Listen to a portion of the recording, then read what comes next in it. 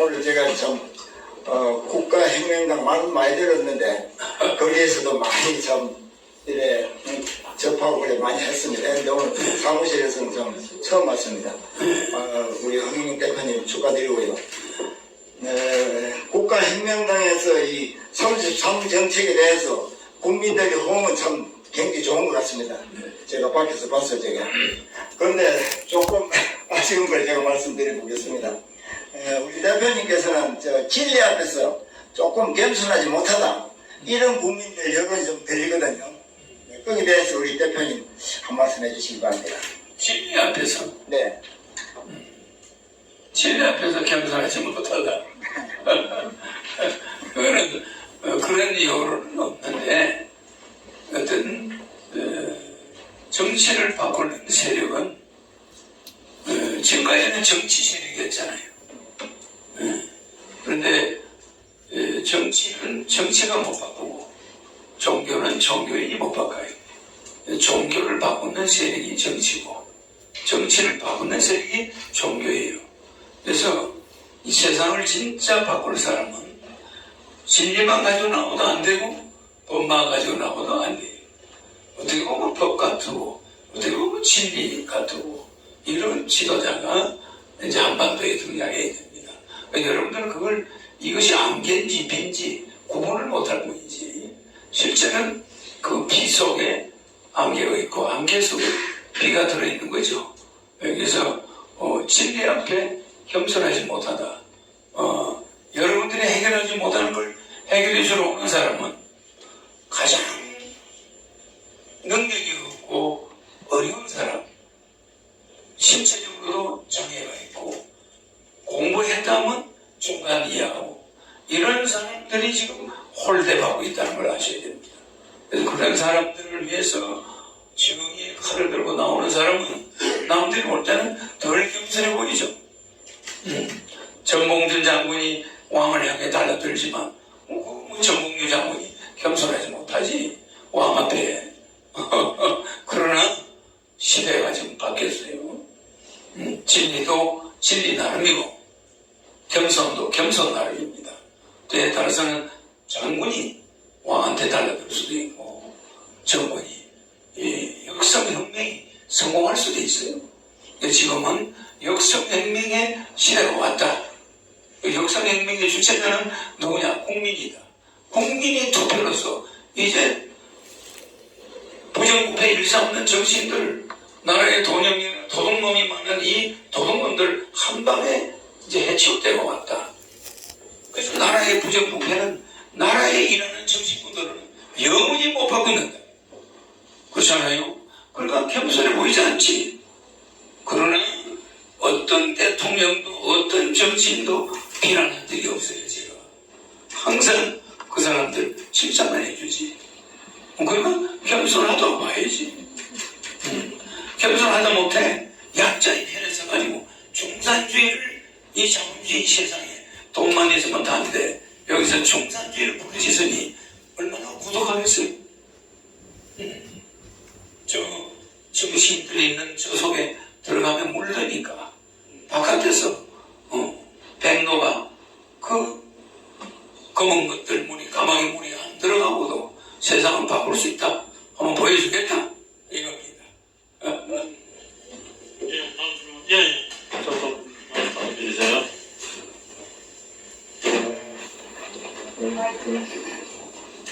네, 안녕하십니까. 여기 호루라기 방송 황 PD입니다. 예. 우리 보 대표님께서 대통령이 되시면 재난기금을 18세부터 1억 원을 준다고 공약하셨죠. 그래서 1억 원을 돈을 어떻게 해서 줄 것이며, 또 당선이 되시면은 국회의원들 반대가 많을 텐데 그런 거에 대해서 잠깐 설명을 부탁드립니다. 대통령이 당선되고 나면은 한 두 달 이내에 1억을 다 지급을 완료합니다.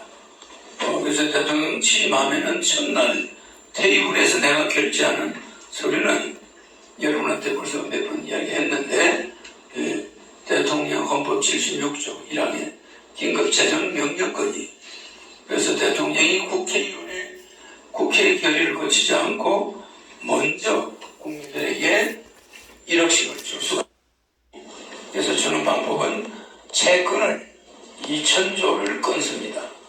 그래서 국가가 보증을 하고 현금화해서 국민들에게 주는 거예요. 그래봐야 일본 부채에 비해서 우리나라 부채가 절반밖에 안 돼요. 일본 부채가 265%인데 우리는 부채가 40%니까. 여러분들은 국가 부채가 1,000조다 하니까 1,000조가 많다 그러는데 1,000조가 많은 게 아닙니다. 저는 내가 대통령 되고 나면 금방 갚을 수가 있어요. 대통령 임기 동안에 국가 부채를 제로로 만들 수가 있어요. 그렇습니다. 그래서 첫날은 그렇게 해서 2달 안에 18세부터 1억씩을 완전히 주게 됩니다. 근데 그 돈은 압류가 안 돼요. 채권에 압류가 안 되는 돈이라 여기가 은행에 넣어놔도 누가 못 가져가요. 그리고 그 다음날 결제해서 주는 기업령의 경제 비상기업령, 국가의 국난의 위기를 맞이해서 경제적 위기에 국민들이 자살을 소상공인들이 막 하고 있는데 이걸 우리가 그냥 보고 있을 수 없다. 어떤 촉개인 정치인도 이거 가지고 싸우면 내 공약 이해하기 어렵다. 그러니 무조건 경제 비상기금을 대통령당 취임 이틀 만에 시행하는 겁니다. 그래서 입법부와 사법부를 통제하고 바로 국회는 해산되고 150만 원 공약부터 진행되는 거예요. 그러니까 한반도가 사상 초기로 경제 비상 기금을 하게 된다. 그러면 300명의 국회의원들은 정신교육대로 들어가고 그 다음에 100명을 국회 선거가 시작돼요. 그래서 여야 정당에서 추천받을 수 없고 오직 무소속으로만 출마할 수 있는 그런 국회의원 100명을 뽑아가지고 나라가 일종의 혁명을 마무리하는 겁니다. 그렇게 됩니다. 그래서 어떤 재정적인 어려움도 없고 이승만 대통령이 15번의 긴급재정명령을 했어요. 박 대통령이 9번 긴급조치 9호까지 하고 돌아가셨죠. 그 다음에 저는 대통령 긴급조치 경제비상기금을 그 다음에 김영삼 대통령이 한 번 했어요. 금융실명제. 그 다음에 제가 한 번 하니까 제가 26번째 대통령 긴급조치를 바라게 되는 거죠. 그래서 예산이나 이런 거 아무 걱정 없고 국회도 아무 걱정이 없어요. 그렇습니다. 아주 신속하게 국민들의 수건을 풀어나가는 거죠. 네, 지금 후보님께서 말씀하신 거는 헌법 제76조에 국회 의결을 거치지 않고 긴급재정명령을 발동할 수가 있다는 말씀드렸고요. 그리고 그 기자 여러분들께서도 아시겠지만은 1억원씩 주는 거는 허경 통신영신이에요. 허경영 코로나 긴급 생계지원금 1억원씩 18세 이상에게 지급한다. 2달 이내에 지급한다. 예, 그걸 정리해 주시면 되겠습니다. 또 다음 분 질문 받겠습니다.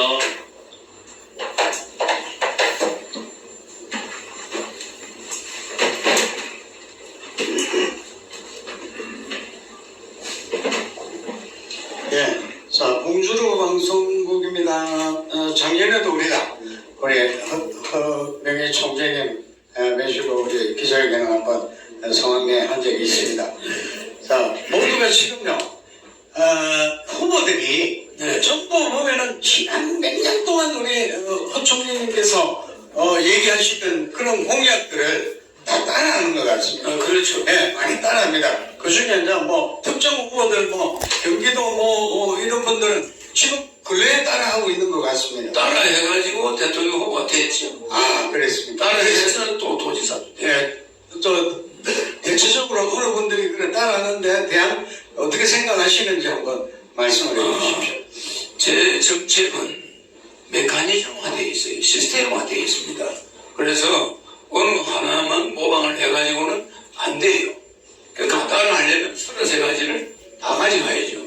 예를 들어 저출산 예산이 내년에 42조를 책정했는데 저출산 예산을 420조로 해도 해결한 게 42조를 했으면 한 사람당 애 낳는 여성에게 1억 6천만 원을 주는 거거든요. 그리고 주니까 10원도 안 주죠. 뭐 우유값 준다, 뭐 지원한다 이런 식으로 그 예산을 전용해요. 그러면은 누가 애 낳습니까? 안 낳죠. 누가 우유값 없을까 봐서 애 안 낳는 게 아닙니다. 주택, 월급, 결혼, 연애 이런 게 보장이 돼야 돼요. 그러니까 연애수당 결혼하는 사람은 나이가 100살이든 혼자 있는 사람은 20만 원씩 나와요. 언제든지 연애할 수 있게 해줘요. 연애수당을 월 20만 원. 독신은 누구나 받을 수 있습니다. 뭐 50이 돼서 혼자 살든 70이 돼서 혼자 살든 연애를 할 수 있는 수당이 한 사람당 20만 원씩이 월 나와요. 국민배당금이 월 150이 나와요. 또 부채 갚으라고 1억을 줘요. 그 다음에 또 주택 결혼하면 1억을 줘요. 주택자금을 무이자로 2억을 영구적으로 빌려줍니다. 그 다음에 출산하면 5천만 원. 이렇게 앞에 5가지가 있어야 출산이 먹히는 거예요. 주택도 있어야지. 남편도 매달 150이 국민배당금이 나오고 아내도 매달 150이 나오면 한 달에 300이 나오니까 애 낳고 생활이 남편이 실업자가 되고 실직을 하고 자기가 실직해도 애는 안전하다. 두 사람이 300이 나오니까. 그러면 이렇게 정책이 메커니즘화된 정책을 하나만 쏙 뽑아가서 출산하면 얼마 주겠다 이러면 됩니까? 내 공약은 시스템화되어 있다. 시스템. 내 자동차를 만들어놨는데 다이아만 뽑아가면 됩니까? 엔진도 거기에 맞아야지. 그러니까 이걸 차 전체를 가져가야 이게 대한민국이 돌아가는데 허경영 공약 한두 개씩 안 뽑아간 사람이 없어요. 뭐 얼마 전에는 홍만국의 후보가 내 거 가져갔죠? 홍보 그냥 공개적으로 가져가더라고. 그 사람들 입에서 나오는 게 전부 내 공약이야. 그래서 내가 뭐 아무 말도 안 했는데 그러나 그 지적 재산권을 특허 내는 건 아시죠? 특허를 내놨어요. 그래도 나는 시비를 걸지 않습니다. 그래서 여러분들이 꼭 아셔야 될 것은 이번 허경영 후보가 한번 대통령이 되면 이 33가지 시스템이 작동한다. 그러면 대한민국의 모든 결혼 문제나 출산 문제, 그러니까 여성가족부를 없애가지고 뭐를 만든다고요? 결혼부를 만드는 거예요. 결혼을 적절히 하지 않으면 우리 경제가 무너져요. 왜냐하면 3,600개의 초등학교가 사라졌는데 그걸 미리 내다보고 출산정책, 결혼하면 1억 주자 옛날에 내가 했던 거예요. 그때 했으면 초등학교 안 없어지죠. 이와 같이 뭐든지 호미로 막을 걸 여러분 가래로 막는데 42조 아니라 420조 투입하면 애 낳는 본인한테 안 주는데 그리고 생활비 없는데 결혼비용만 준다고 또 애 낳나요? 3억 주더라도 국민배당금 월 150만 원씩 보고 300만 원 생활이 보장돼야 애를 낳는 거예요. 그러니까 내 정책은 하나만 가지고 따라가서는 안 되는 거예요. 그건 그야말로 공약이라. 그런 사람들은 그거 지킬 사람이 아닙니다. 저는 그만한 의지와 이것이 30년 동안 주장하는 거니까 이거는 확실히 지킬 수밖에 없는, 안 지킬 수가 없는 공약. 이해가십니까? 자, 그래서 제가 다시 이어서 한 번만 말씀을 드리겠습니다. 말씀하세요. 지금 선거 때 되면은 대부분 그 퍼주기 정책, 포퓰리즘 정책이라고 그럽니다. 그래서 그런 식으로 퍼주게 되면은 저쪽 남미의 사회주의로 가는 거 아니냐. 그러면은 그 많은 재원을 어떻게 마련하실 생각이십니까? 그러니까 남미하고 우리가 다른 거는 우리는 수출이나 제조업이 탄탄해요. 그러나 남미는 소비만 의지하다가 200리터당 하던 석유가 갑자기 20달러 떨어져가지고 베네수엘라가 그냥 망해버린 거예요. 무슨 말이냐? 이스라엘, 이란, 쿠웨이트, 사우디아라비아, 이집트 이 5개 오페 국가들이 석유가를 통제하기 시작하면서 옛날에는 뭐 미국이나 러시아 이 사람들이 석유가를 소비자들이 석유가를 정했는데 나중에는 석유가를 오펙 5개 나라가 똘똘 뭉쳐가지고 오펙을 만들어가지고 석유 파는 사람들이 석유가를 정해버려요. 그렇죠? 이렇게 역사가 바뀌니까 베네수엘라나 많은 나라들이 석유를 생산해봤자 생산이 안 받고 이래서 그 베네수엘라가 망한 거지 베네수엘라가 퍼져서 망한 거 아닙니다. 그 나라는 산업이 거의 없어요. 그러니까 석유에 의존해가지고 석유 판돈을 국민들에게 논아줬던 그런 나라니까 그렇죠. 우리는 오히려 1억이라는 돈은 국채를 끊습니다. 2천조를 끊어서 주니까 간단해요. 국회 동의가 필요 없습니다. 대통령이 이미대로 줘요 그냥. 그러면 국가 부채는 이자가 안 나와요. 국가 부채는 이자가 안 나옵니다. 국가 부채는 이자가 안 나옵니다. 무슨 말인지 알겠죠? 그런데 가계부채는 2천조예요. 여러분 국가부채 1,000조는 많고 가계부채 2,000조는 적은가? 가계부채는 이자가 1년에 100조가 나가고 국가부채는 이자가 안 나갑니다. 국가부채는 이자가 안 나가요. 그러니까 우리가 베네수엘라처럼 될 이유가 없죠. 그거 잘 알아두셔드릴게. 돈을 그렇게 풀면 우리의 파이가 커져요. 커져가지고 오히려 중소기업이 영세기업들이 막 돌아갑니다. 돈이 풀리니까. 돌아가면서 그냥 이 시스템이, 이 경제 시스템이 작동하니까 제일 먼저는 소상공인들이 돈을 보게 돼요. 장사가 잘 돼. 그 다음에 중소기업이 잘 돼. 그 다음에 대기업이 장사가 잘 되면서 오히려 윤활유가 제대로 돌아가는데 이거는 엔진이 열을 받아 있는데 오일을 요만큼 한 숟가락 넣어주는 거예요. 그래서 또 엔진이 또 열받으면 또 한 숟가락 넣어주는 거예요. 이게 뭐 하는 겁니까? 엔진 오일을 넣을 때는 완전히 부어줘야 엔진이 또 한동안 가는 거예요. 그런데 이 사람들은 목마른 사람한테 숟가락으로 사막을 걸어오는 사람한테 한 숟가락, 또 한 숟가락, 이게 뭡니까? 그래서 우리가 펌프를 잴 때 물을 한 바가지 넣어야 펌프가 올라오지. 거기다 한 숟가락 넣고 흔들어 보세요. 또 쏙 들어가. 100년을 흔들어 보세요. 지금 우리 국회의원들이 하는 게 그거예요. 이 정치인들은 정신체계. 허경영 후보 한번 나가서 한번 정권을 잡아서 나를 한번 확 돌리면 대한민국 정치인들 정신체계. 야, 우리가 지금까지 권력 싸움만 하고 언제 권력 잡느냐 맨날 남 뒷조사하고 난리를 하다가 국민들 어려우면 한 번도 뒷조사 안 하고 맨 상대방 후보들 뒷조사하고 상대방 당 뒷조사하는 무슨 뒷조사 전문가들이야 이게. 그렇잖아요. 나는 상대방 후보들의 약점이 보여도 절대 말하지 않습니다. 절대 말한 적 없죠? 네. 그래서 우리 어린애들한테 여러분들이 정치인들이 뭘 가르치냐, 남 뒷조사해가지고 그거 떠드는 거, 그 사람 모멸감 주는 거, 이래가지고 자기가 반장되려고 하는 거, 이런 걸 교육을 시킵니다. 이거 뜯어고치고 이런 정신머리 가지고 있는 사람들은 한 3,000명 정신교육대 보냅니다. 물론 언론사 대표이사, 사장, 국장들도 많이 들어가겠죠. 그냥 두지 않습니다. 절대 그냥 두지 않아요. 절대 그냥 두지 않습니다.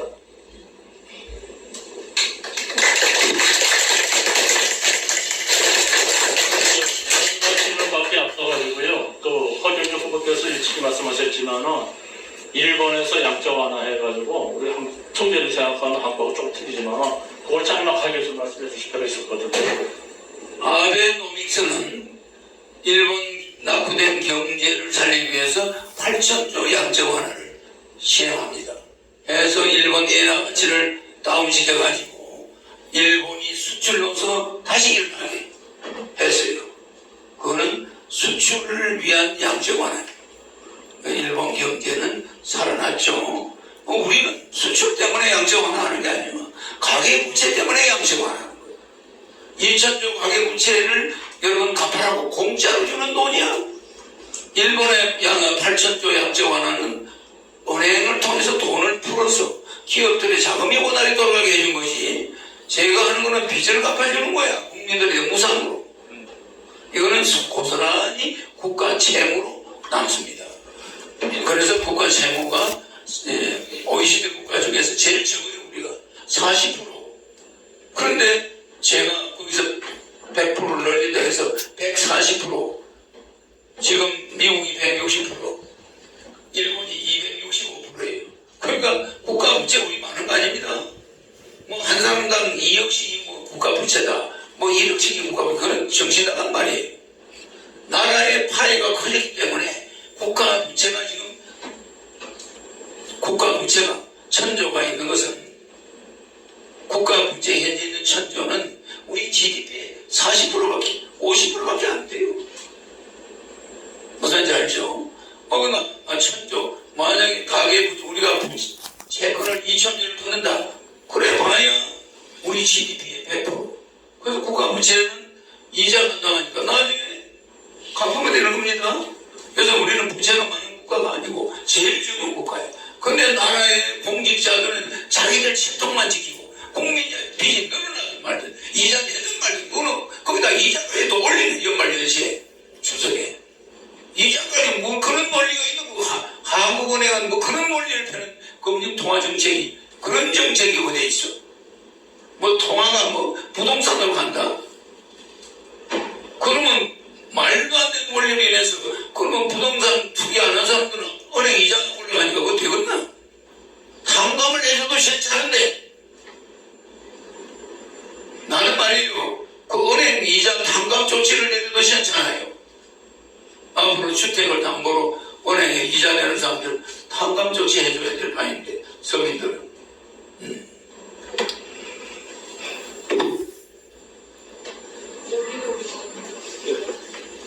마지막 한 번 받고, 예. 네, 안녕하십니까. 글로벌 뉴스 소재 조정민 기자입니다. 모두의 소상공인과의 코로나 시대에 굉장히 어려우신데 지금 코로나에 몰리신 분들 굉장히 많습니다. 여기 해결방법으로 김영란법 폐지를 제안하셨는데, 김영란법 폐지하기 전에 입법 취지가 있었습니다. 왜 김영란법이 입법돼가지고 통과되어서 현재 실행하고 있는데, 그 폐지를 하게 되면 소상공인들하고 어떤 인과관계가 생기는지 설명을 부탁드리겠습니다. 우리나라의 경제를 살리려면 쌍벌제를 폐지해야 되고 김영란법을 폐지해야 돼요. 그러니까 공무원들이나 뭐 이런 뇌물 관련해서는 쌍벌제가 폐지돼야 되고, 그 다음에 개인이나 소상공인들한테는, 농민들이나 어민들한테는 김영란법이 폐지돼야 됩니다. 그것은 그 사람들이 가서 고기를 안 잡아보고 전복을 안 잡아보고 거기서 양식을 안 해본 사람들이에요. 그거 한번 해보면은, 농사 한번 지어보고 물고기 한번 키워보면 그 사람들 생각이 달라질 거예요. 그거 제때 안 팔면은 그거 다 버리게 되는 거고, 그냥 그대로 고스란히 피해를 보게 되는 건데, 그래서 우리 농산물은 파는 시기에 적절히 팔아야 돼요. 그래서 가을이 되면 과일이 마냥 나오고, 추석 때 되면 많은 그 과일이나 농산물이 쏟아져 나오는데, 이게 추석을 기준으로 해서 많이 보급이 나가줘야 돼요. 그런데 김영란법을 농사 한 번 안 지어본 사람이 김영란법을 국회에 앉아서 만들었다는 거, 그 300명의 국회의원들은 우리 민족의, 우리 농민과 어민들을 모가지를 비춘 사람들. 무슨 말인지 알죠? 그 사람들이 어떻게 태풍이 날라오면 배가 떨어져, 복숭아가 떨어져, 그 하룻밤도 편안하게 잠 못 자고 그 수박 농사 짓고 과일 농사 짓고 그거 하는 사람들의 애타는 심정을 그 사람들이 아는가? 그러면 그거 빨리 또 오래 놔두면 또 그게 상해버려, 썩어버려. 그럼 추석에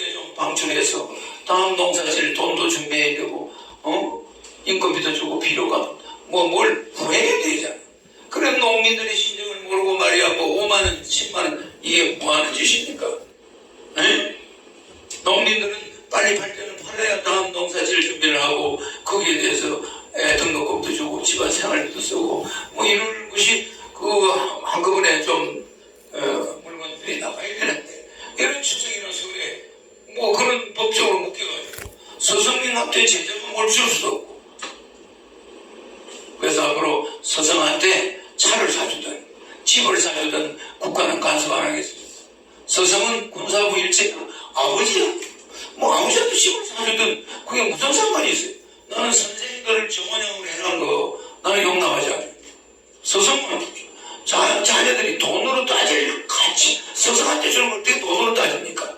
에? 그냥 있는 사람 여유 있는 사람은 많이 해드려. 그럼 또 그 서성들이 또 없는 제자한테 그것도 도와주지 또. 그런 게 있습니다. 그래서 앞으로 농산물의 특성을 따진다면 많이 생산될 때 많이 팔려야 돼. 그런데 그걸 규정해놓고 금액을 한정지어서 농민들이 그냥 장사하게 만드는 이런 법은 우리의 공직자들이 정치인들이 저 국회 정치인들이 이 흑수저가 별로 없다는 거예요. 전부 금수저에 물들었다는 거예요. 아시겠죠? 그 농사 지은 사람이 없다는 거예요. 물고기 잡아본 사람이 없다는 거예요. 그래서 나는 김영남 후보를 대통령이 되면 적극 폐지한다.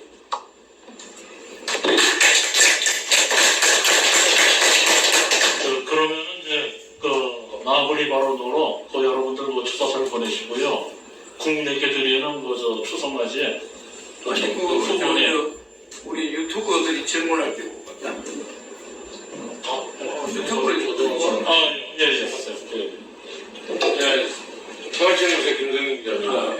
지금 대통령님 말씀하신 건 다 공감하고 있는데 대통령이 되셔가지고 내고 관계가 좀 애매한 관계에 있지 않습니까? 특히 일본, 그다음에 지금 뭉쳐져 있는 북한 문제, 또 외교 문제에 대해서 생각하신 게 있으면 간단하게 나눠서 발표 좀 해주십시오. 우리는 외교적으로 한반도는 외교적으로 강국이에요. 초강대국입니다. 외교적으로 왜 강대국이냐? 가만히 있어도 전 세계가 주목을 하는 나라예요. 가만히 있어도 전 세계가 한반도가 위험한 핵지대에 있다. 북한에 핵이 있다. 그래서 전 세계가 우리 한반도를 주목하고 있기 때문에 외교적으로 초강대국이에요.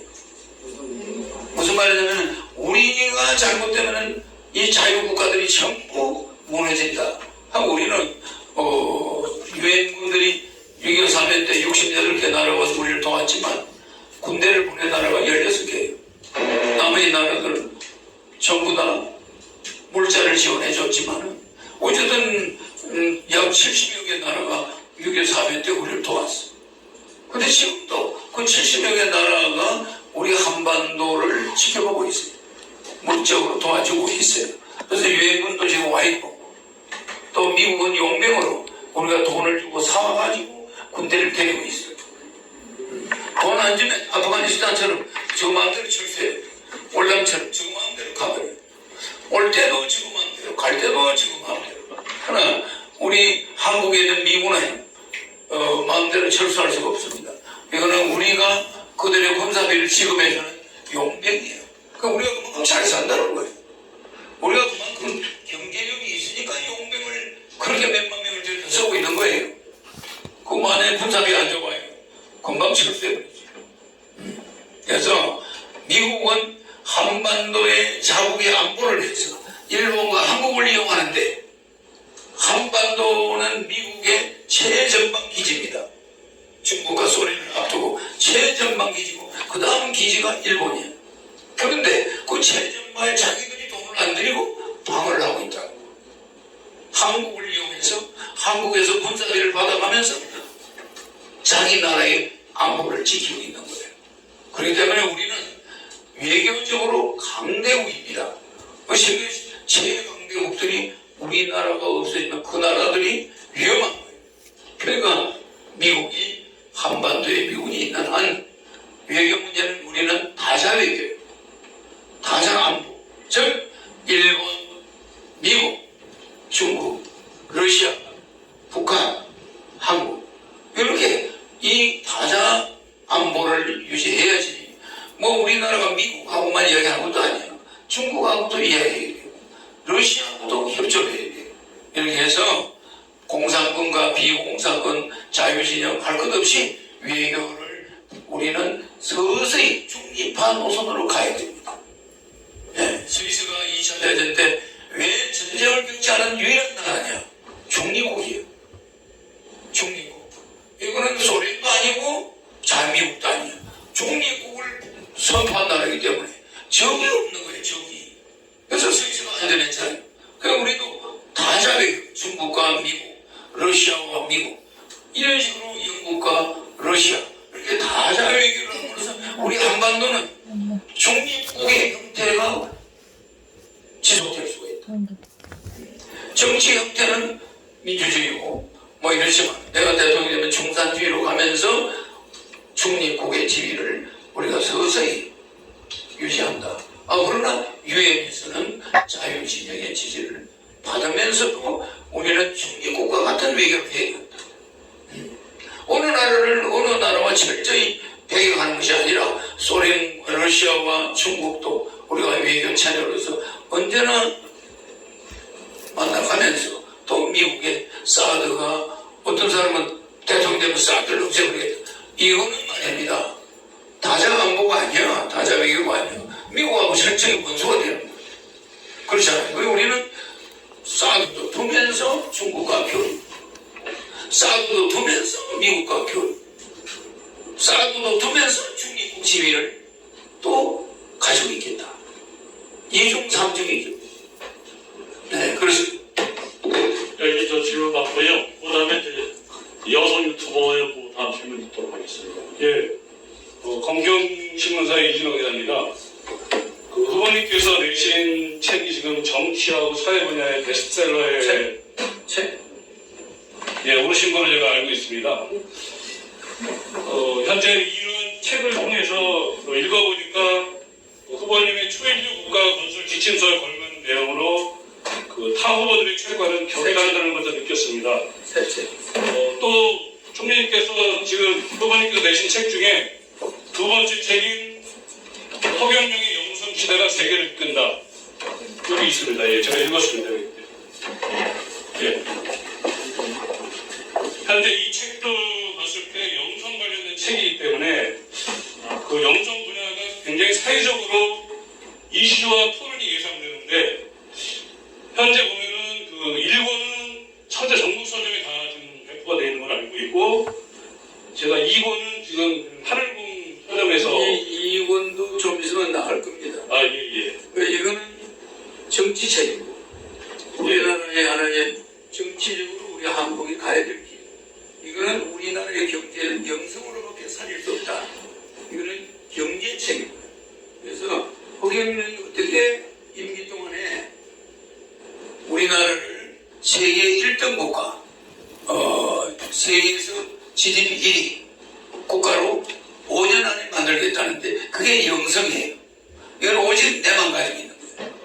허경영이 아이템을 내놓으면 전 세계인이 안상할 수가 없어. 근데 원가가 들어가는가 안 들어가? 친환경이에요. 그렇잖아요. 내가 뭐를 넣어주면 천사를 넣어주거나 축복을 넣어주거나 기업 에너지를 넣어주면 그냥 개인이나 국가나 다 잘 되고 엄청난 일이 생겨. 그 사업이 뭐 전자제품에도 내가 에너지를 넣어버리면 달라. 전 세계에 있는 전자제품이 바뀌어. 자기 제품만, 자기 회사 제품. 이래서 이런 영성 에너지가 미래의 돈다발. 이거는 정치적으로 그러면 그걸 하기 위해서 어떻게 권력을 잡아서 어떻게 정신교육도를 집어넣고 어떻게 국회의원도 없는데 국회의원 선거를 실시해서 100명을 확보해가지고 미래 안정적으로 한반도가 세계를 통일해 갈 수 있느냐. 이거는 세계 통일 완성. 이거는 세계인들의 먹거리. 그 세계 통일을 위한 자금 조달 이렇게 다 들어있어. 그렇습니다. 예, 그러면은 현재 보면은 일본에 보면은 그 후보님의 정책이 그 3.3 정책이 좀 풀어져 있는데 그러한 3.3 정책에 대한 전체적인 공약 관계와 또 재원 조달에 대해서 어떤 팜플릿이나 책자가 준비되어 있는지 궁금합니다. 뭐 이런 거는 상세한 자료가 다 준비되어 있습니다. 전부 이 통계가 완벽하게 준비가 되어 있습니다. 법률적으로도. 그런데 지금 우리나라 법원 헌법 76조 1항으로 해서 내가 국민들에게 1억을 주고 76조 2항을 가지고 2항과 헌법 85조 지금 박근혜 헌법 85조 86조 대통령은 절대 임기령이 한 일로 내란 명예를 세우는 형사소추를 받지 아니한다. 아니 이런데 대통령 통치를 가지고 박근혜 대통령을 잡아놓고 그렇지 않습니까? 그 이명박 대통령을 잡아놓았는데 여러분들은 양심이 없습니까? 그 헌법에 대통령은 말입니다. 형사소추를 받지 않는데 대의만 대통령도 우리가 대통령이에요. 예언을 해줘야 돼요. 대통령이 퇴임 후에 형사소추를 받는다면 누가 대통령 하겠습니까? 통치행위, 뭐 북한에 돈을 줬다, 뭐 어디다 뭐 그걸 형사소추합니까? 박근혜 대통령이 양기고 돈 1억 받았다고 그게 뇌물혁명이에요? 나는 정말 대한민국에서 판사가 현직 대통령을 엎어서 이런 거 용납하지 않습니다. 그런 나라는 썩은 나라예요. 저 아버지가 아무리 부도를 내고 아버지가 죄를 져도 자식이 아버지 재판하면 안 됩니다. 역사가 심판해야지. 그래서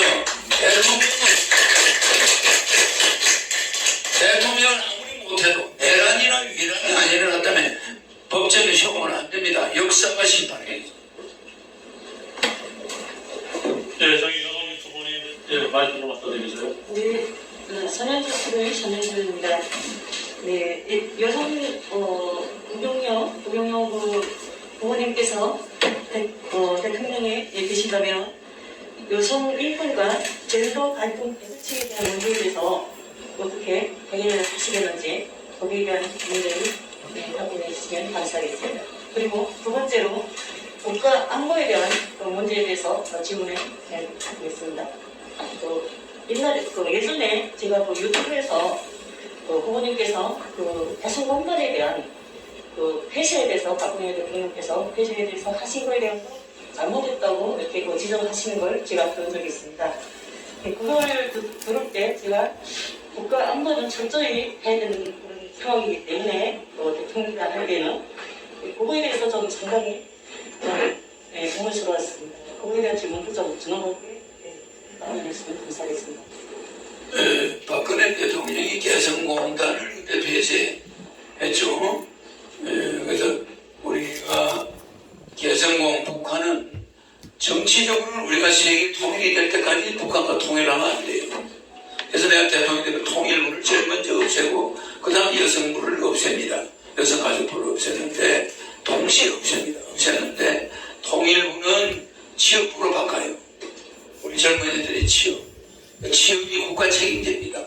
취업을 못한 사람이 국가로 상대로 소송을 하면 배상을 해줘야 돼요. 무슨 말인지 알겠죠? 취업이 안 된 젊은이가 한 10년 동안 취업을 못했다. 그럼 국가 상대로 소송하면 국가가 배상을 해줘야 되기 때문에 취업 국가 책임제예요.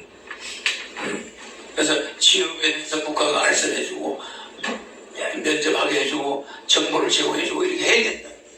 취업 의무제입니다.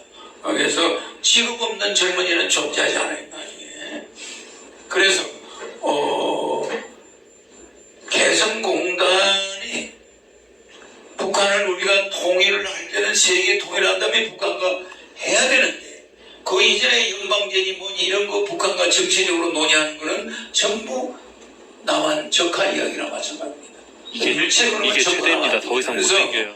민간인 교류를 활성화하고 개성공단처럼 서로가 그런 것으로 해서 북한 경제가 우리보다 29대 1이나 40대 1이나 각종 연구에서 나옵니다만은 그 북한과 그 우리 경제교류를 민간 경제교류를 많이 해가지고 북한이 정말 미국이 주장하는 경제 원천 봉쇄에 걸리지 않고 남한과 서로 민족 교류를 해서 약간 경제가 일어나서 독일처럼 3대1이 된다거나 북한 경제를 우리가 측면으로 민간으로 지원해 주는 거는 바람직한 한데 그 공장을 폐쇄하는 거는 문제가 있다고 지적한 거예요. 그래서 남북의 민간 교류 그걸 끊으면 안 된다. 남북의 기업 교류 그거는 키워야 된다. 나는 그 생각이었어요. 그것이 엄청난 결과로 돌아온 겁니다. 나는 그 모든 원인을 알아요. 그렇기 때문에 우선 박근혜 대통령이 한 엄청난 미스테이크예요. 그러나 우리 한반도 안보에 또한 위협을 초래할 수가 있고 그래서 또 질문이 지금 질문하신 분이 탈북자 유튜버입니다. 탈북자 유튜버. 그래서 나는 대통령이 되면은 임진강을 갖다가 대동강으로 만들어요. 그래가지고 파주 평양시를 만듭니다. 거기에 모란봉, 얼밀대, 능라도, 부평로 싹 다 만들어요. 다 만들어가지고 북한에서 여직원들이나 남자 직원들이 몇천 명이 내려와서 낮에는 근무를 해요. 그거 뭐 평양백화점, 평양냉면 뭐 이런 게 다 있어요 그게. 그래가지고 많은 관광객이 거기 가서 우리 남한 사람들이 팔아주는 거야. 북한 사람을 만나고. 그래 언어도 배우죠. 북한 언어도 배우고 이렇게. 그래가 파주 평양시를 이렇게 만들어놨어요. 이게 파주 평양시 모습입니다. 이렇게 만들어서 이거는 이 책에도 들어있어요. 이 책에도 들어있죠. 예, 저 뒤에 있습니다.